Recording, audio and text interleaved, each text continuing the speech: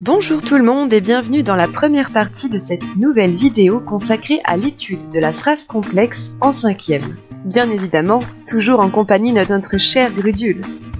Bon, arrête de frimer Grudule, parce qu'aujourd'hui on va parler d'un sujet qui sera essentiel pour nos élèves, en particulier pour aborder sereinement l'année de 4e. Il s'agit de la phrase complexe. Oui, mais rassure-toi Grudule, derrière ce vilain mot se cache en réalité quelque chose de très simple à comprendre.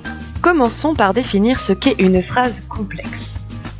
La phrase complexe s'oppose à la phrase simple, dont nous allons de suite rappeler la définition.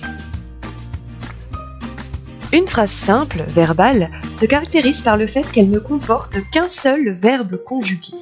C'est le cas par exemple dans les phrases telles que « Grudule met ses lunettes » ou encore « Le français est une matière merveilleuse ». La phrase complexe, par opposition à la phrase simple, sera tout simplement une phrase comprenant plusieurs verbes conjugués. Comme c'est le cas dans les phrases « Les dragons sont impressionnants car ils crachent du feu », « Les dragons qui sont de couleur rouge font peur » ou encore « Les dragons boudent souvent, ils sont susceptibles ». Il faut donc, pour savoir s'il s'agit d'une phrase simple ou d'une phrase complexe, regarder combien de verbes conjugués il y a dans la phrase.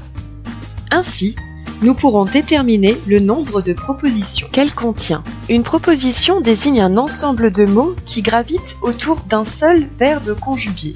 Elle est composée du verbe et de son sujet, ainsi que des compléments lorsqu'il y en a. Reprenons nos exemples.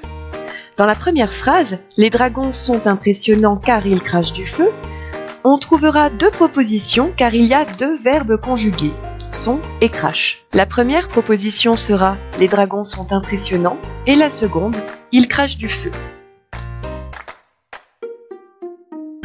De même, dans la phrase « Les dragons boudent souvent, ils sont susceptibles », on distingue deux verbes, donc deux propositions. La première étant « Les dragons boudent souvent » et la seconde « Ils sont susceptibles ». Enfin, notre dernière phrase comporte elle aussi deux propositions qui s'imbriquent l'une dans l'autre et partagent le même sujet. L'une apporte des précisions sur les dragons dont il est question. Ce sera la proposition « Qui sont de couleur rouge ». La seconde proposition contenant l'information principale de la phrase étant « Les dragons font peur ». Donc, pour résumer cette première partie, il faut retenir que une proposition, c'est un groupe de mots gravitant autour d'un verbe conjugué.